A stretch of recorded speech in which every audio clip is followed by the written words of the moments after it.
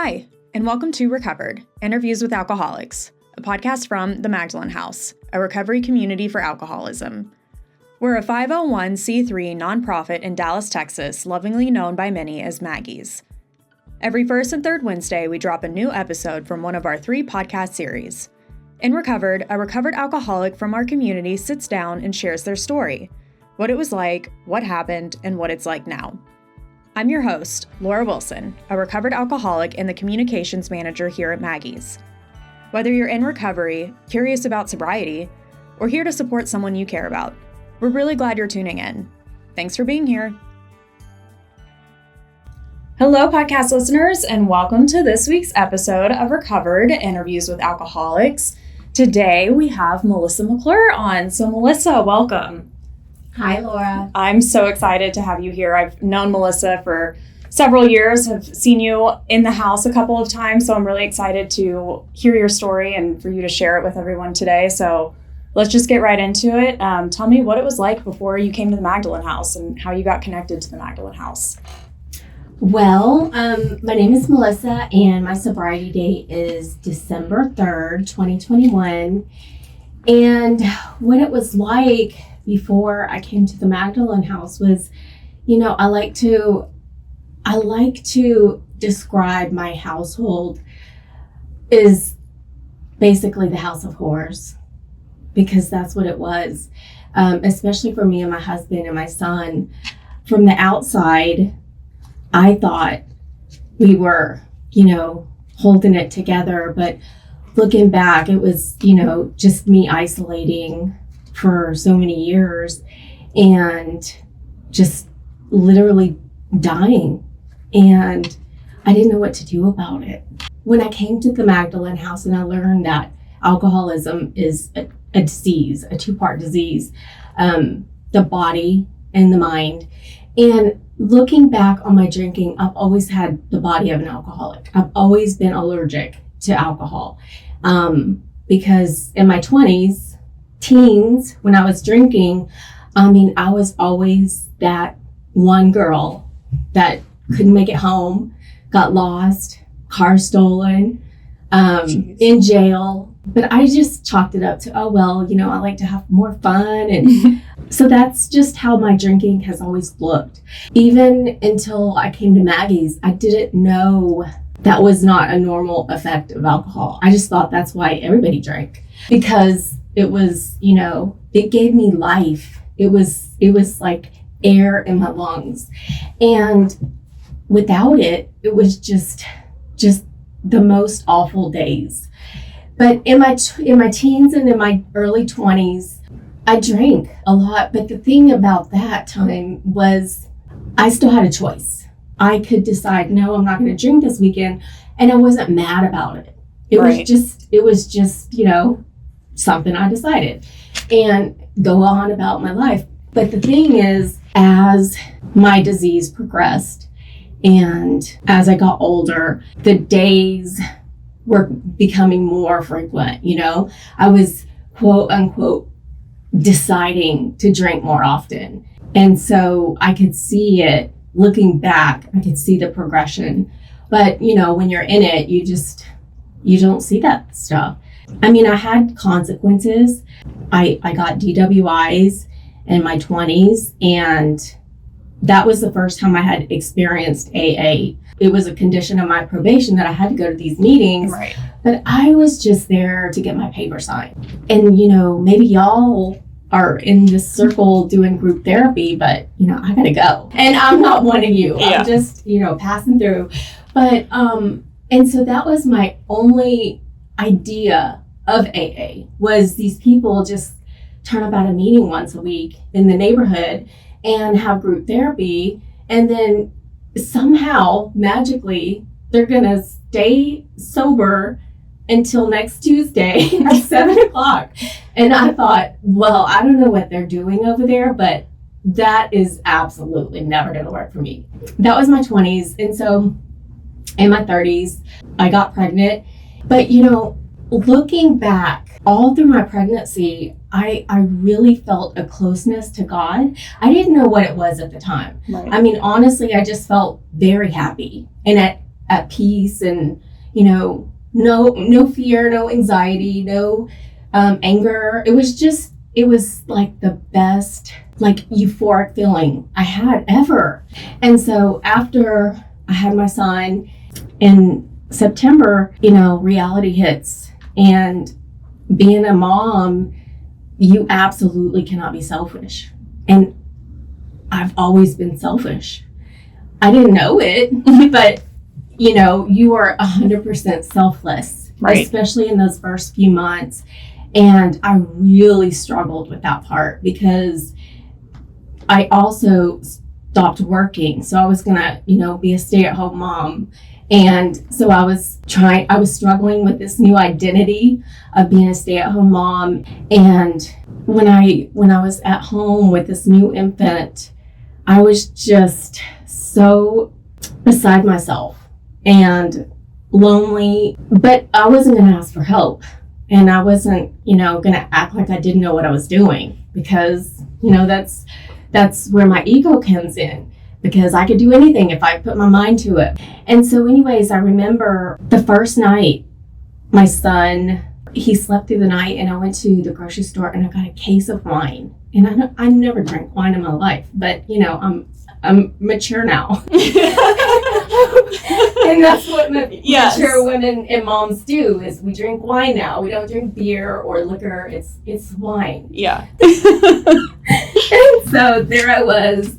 And so the second night comes around, and I am, you know, me and my husband are going to celebrate. This is all my idea, mind you. It was like on a Wednesday evening. He's still working. I mean, he hasn't missed a beat. So, yeah. And so my son was like 8 months, and he's sleeping through the night. And so we're celebrating.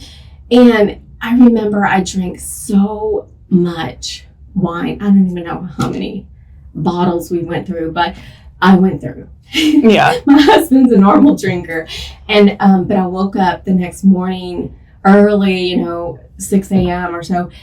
And I was so hungover that the only thing that I knew would fix it was more wine. Yeah. So there I am, you know, just having another glass so I could get through the morning and get to care of this baby that's crying and that's needing me.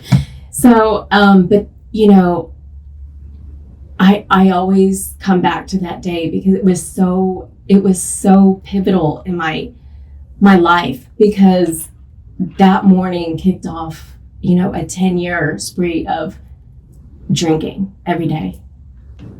And it wasn't all day yet, but every night, you know, he's sleeping through the night, so I got to celebrate every single night. And that was just the way my life was. And at that early, you know, point in my time, I could responsibly decide, okay, I'll start drinking after I cook dinner and put the baby to sleep.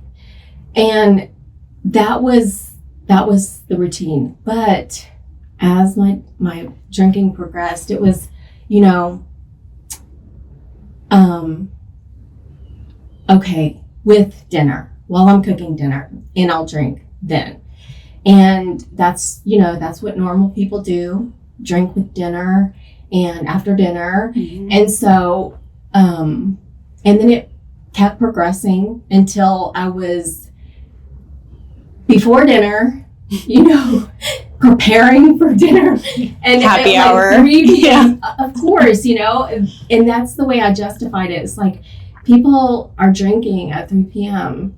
and then I need a drink to start cooking. I mean, it got to where I was drinking around the clock. And because I had gotten DWIs in the past, my firm resolution was I'll never drink if I'll never drive if I've been drinking, period. And I didn't, but that limited my life completely. And so, because I was always drinking. Right. And my son, you know, I never let him do sports because I couldn't get him to practice or games in the afternoons.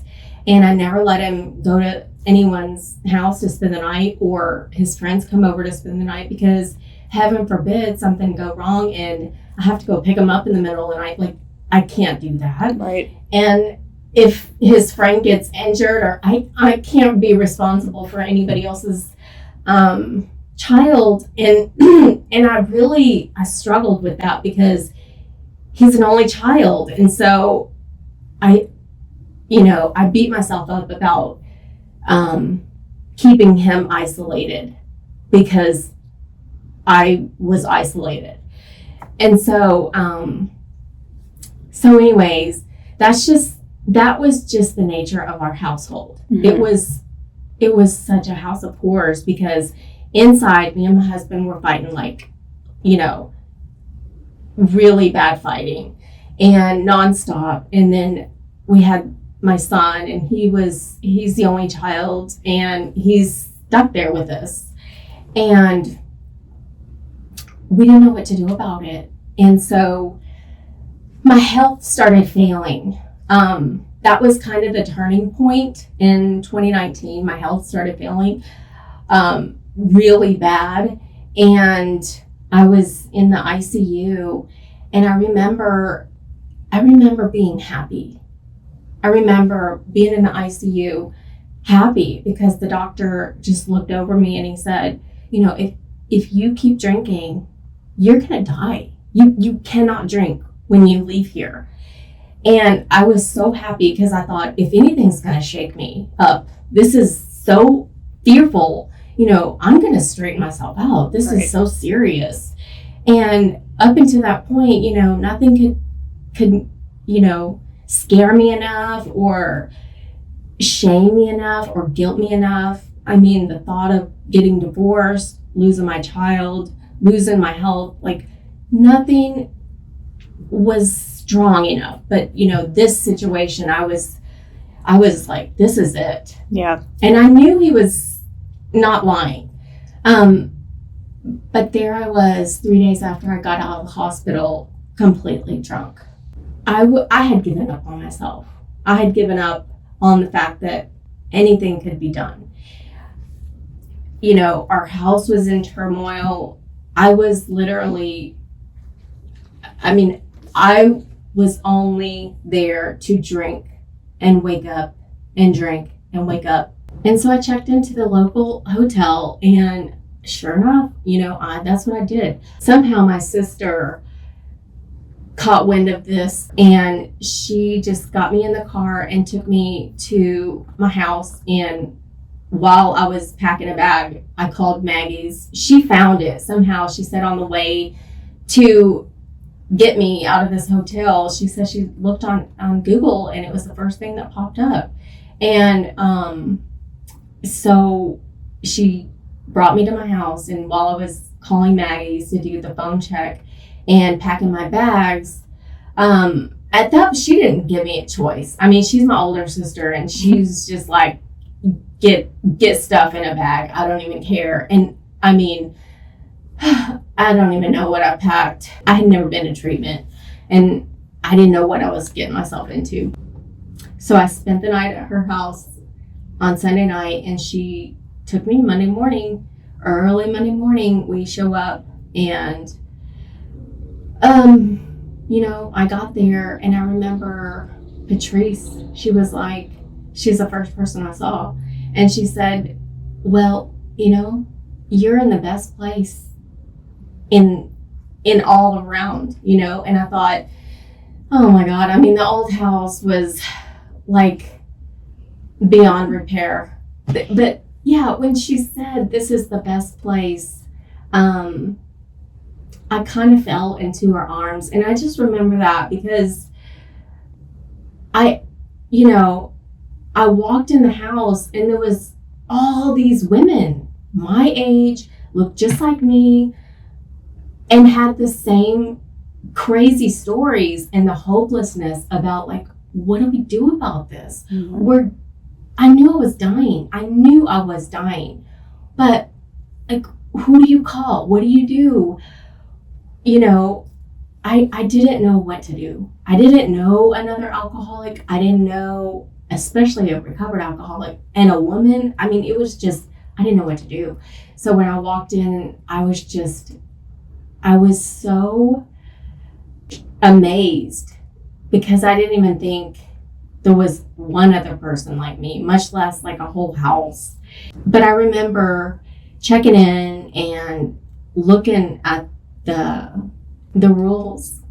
And I was there for 24 hours in the first, by myself in that room. And I just remember looking at the rules and crying for like an hour because I thought, how am I going to follow all these rules? Because, I mean, like basic human, hygiene, shower every day. Wake up at 7:30, 8 a.m. meditation. Yes. I mean, meetings and dinner and all this.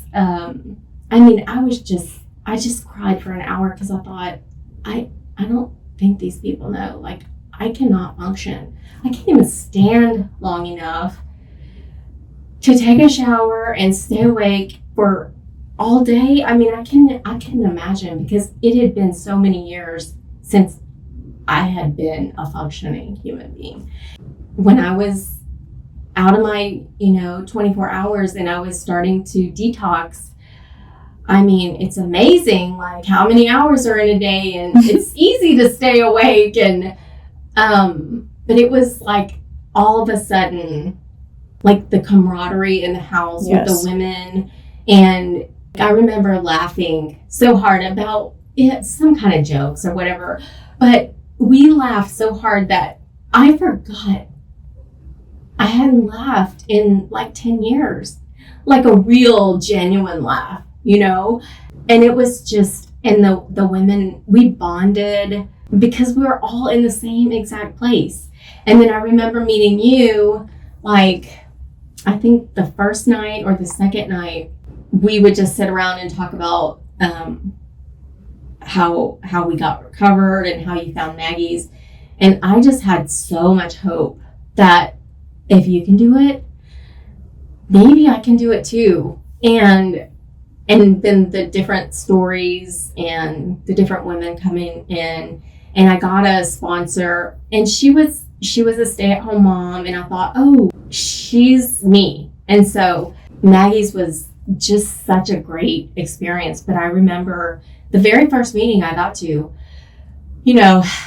I'm sitting there, and I remember talking about step 2.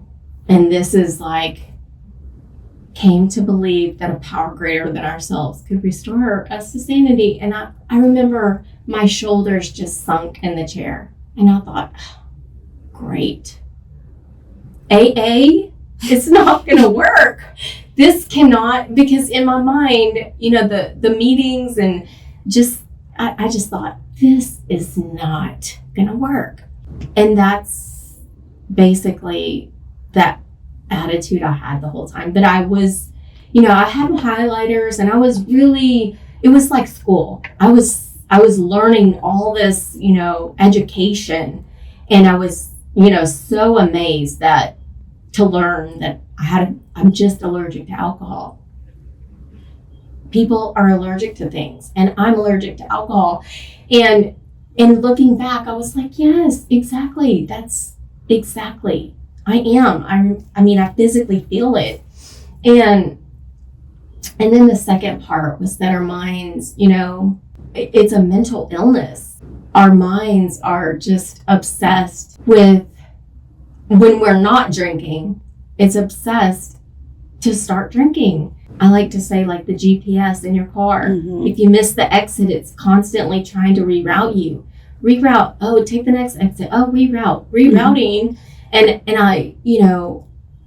I logically, it made sense. Yes, I can definitely understand all of this stuff. And when I left Maggie's, I just thought, for the first 2 weeks, I just thought, thanks for the education. And mm-hmm. I got my sponsor, and she's just like me, and we're just going to be best friends, and that's it. And, and so, I casually worked step 4 and step, I don't even know. I was just checking off boxes. Just going through the motions because I why not, right? Yeah. All of a sudden, I remember I hadn't called her in a month. And I thought, oh, I think I'm supposed to be calling her. And but she hadn't called me, so I think we're good, right? I did not know what I was doing. And plus, I didn't have anything to talk to her about, And so anyways, I was just trying to just continue my everyday life just with no alcohol. And I mean, for a minute, it worked. And so that's kind of how I spent the first part of 2021 when Maggie's moved, and I would help occasionally, like volunteer, and I was just doing it because I didn't know what else to do. And I didn't have anything else to do, basically. And I was trying to show myself and my husband, like, see, I am like doing things. So anyways, I relapsed, of course. And I remember coming here, checking in, and I only came back that second time to get my husband off my back because he was like, oh my goodness, you have got to be kidding me. You're drinking again? And I was, hiding it. And, oh no, I'm not drunk. And it was just so obvious. So anyways, I just came back just to like hush him up and say, okay, I'm just going to try again. How long did you last the second time? I walked in to Maggie's, and you're not going to believe who was sitting at the desk. My sponsor, who I hadn't called in 6 months. She says, wow, I thought I'd be seeing you sometime. And I thought, oh my God, if this isn't God, I don't know what is. Yeah. So she's sitting there, and, she just shook her head because I was angry. I was there. My husband was angry. He was, and I was just so restless. And in my heart, I knew I was lying about gonna really try. Mm-hmm. I knew I wasn't. And so I went upstairs and I didn't even unpack. I mean, they asked me to. I didn't. I was drunk and I went to sleep, and I remember waking up at like 5 a.m. showering, and I'm going home. I had my bag packed and I was ready to walk out the door at 6 a.m. when the overnights came downstairs, and I was sitting by the front door. I was like, no, I am leaving. And she said, Melissa, you're deciding this. Yes, this is your decision. But that voice that's talking to you and convincing you that you need to go, that is your alcoholism. And it hit me so, that was like a wake-up call, because then at that point I could see it like as a thing, and I knew it was me. Yeah. It sounded just like me. It had great ideas, but I still left because I thought, well, I just wasn't ready. I was just had my mind made up, so I was going to go. But I did reach out, and I got a new sponsor because I was going to try again this time, for real.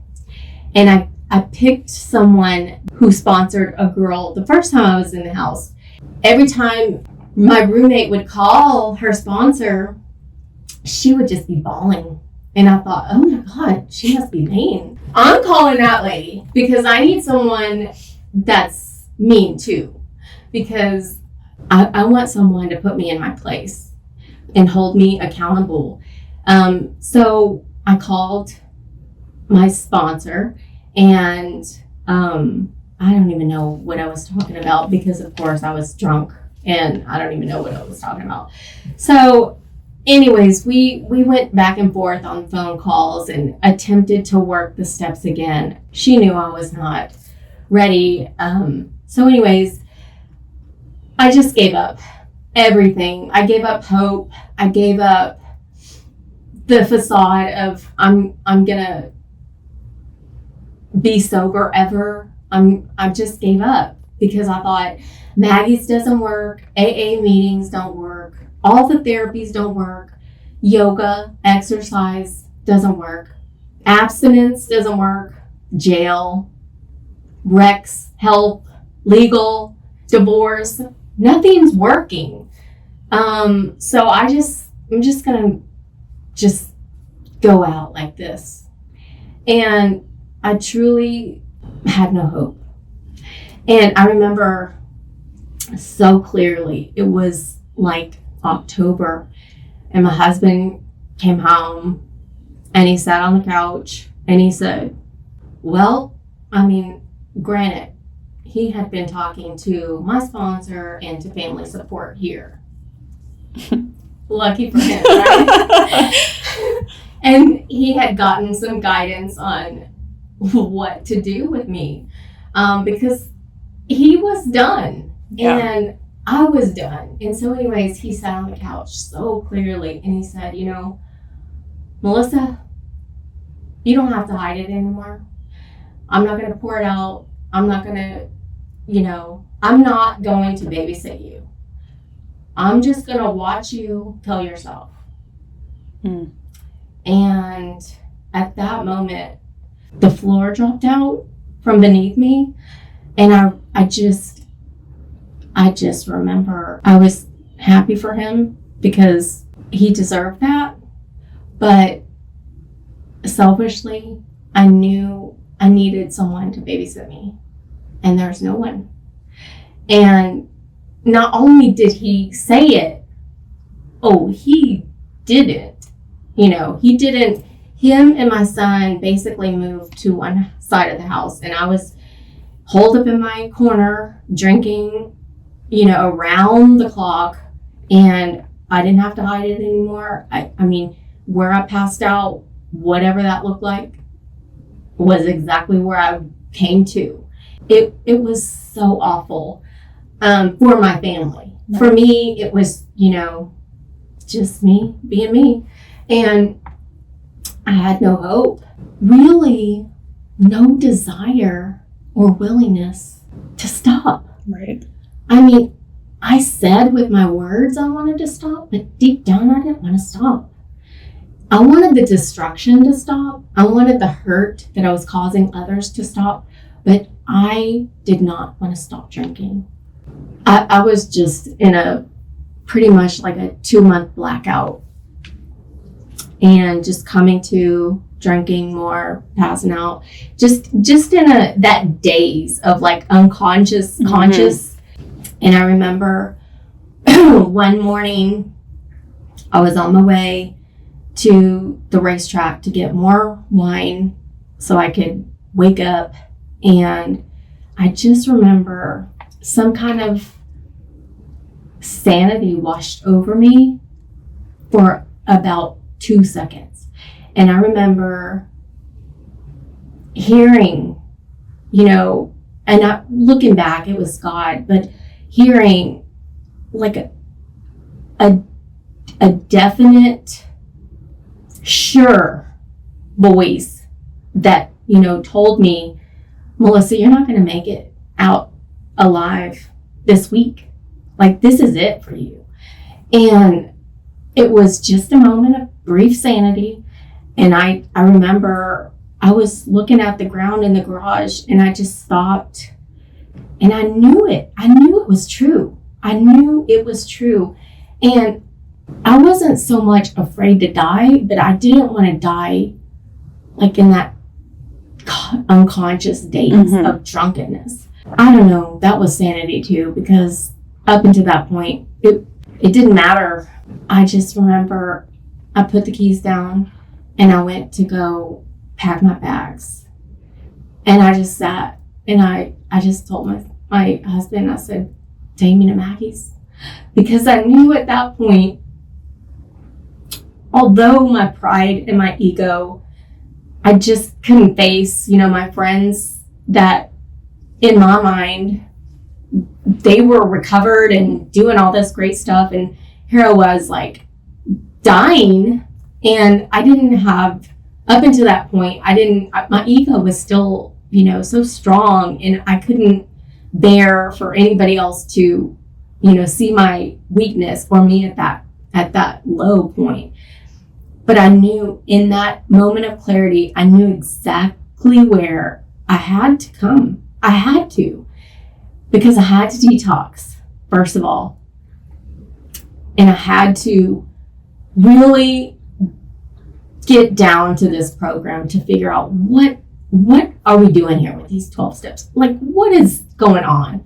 Because I was just surface level, right. Okay, I'll go here, do that. I just jumped in and I was on phone restrictions because, it wasn't more than my first time, which was a blessing because I sat there and I knew I had attempted to pretend I was working the steps before. I wasn't trying to understand, on a serious level. I was just going through the motions and thinking somehow that sobriety or that I deserved recovery just to come into my body. I wasn't willing to work for it. I mean, I'm showing up, so right. Can you just give me some of that recovery? Like by osmosis. Yes, yeah. I truly believe that. And I was resentful that it was not happening. But this last time I came, I knew in my soul, I have to eagerly seek whatever this connection is with my higher power, because I was trying to do the physical steps and the physical meetings and the physical volunteer and all the things that people saw. Yeah. With zero spirituality. I had nothing. I didn't even know what that was. I didn't know how to get it. I didn't think I needed it. I came into it knowing that I had no spirituality. But this whole program is a spiritual program. And if you don't get anything, you have to get that. Yeah. Basic level. Toward the second week, I started to see where God was showing up, and then I would, journal, and I would hear sanity coming from not me, it was like, I just started to see him everywhere where he was showing up. Anyways, when I got home, I was not worried. I was not scared.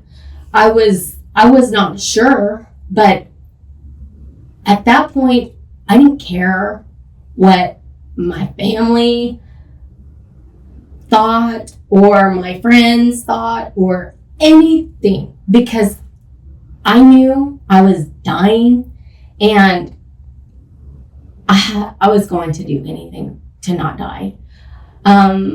Because I wanted recovery at that point. And so I came home and I literally would pray and meditate for hours, all day, every day. I had my little spiral notebook I carried it around for a year. Yeah. Writing notes to my higher power, in the moment of need or whatever, but I didn't know what else to do. And meetings were still on Zoom. So I did 4 meetings a day, just like I was in the house, at my house, and I did next step.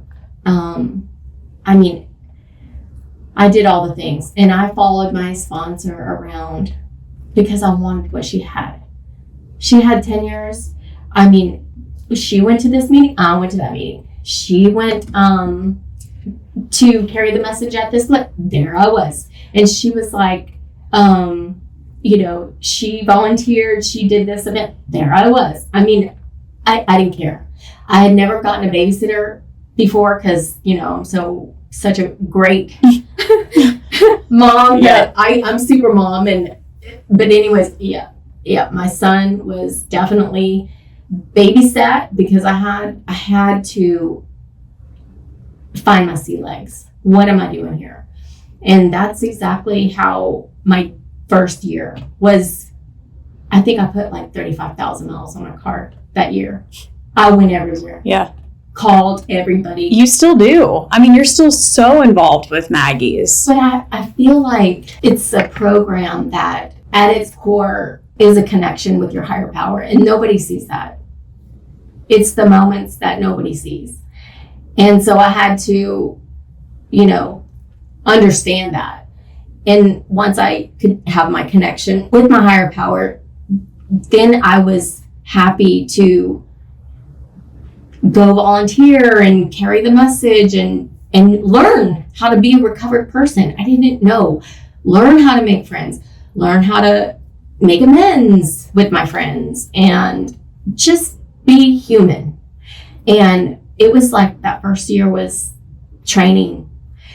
And so after the first year, I kind of was able to, shift my schedule that made sense for everybody in my family. And, I could responsibly kind of come back to being a mom and a member of my community, and also like to be effective volunteer at Maggie's.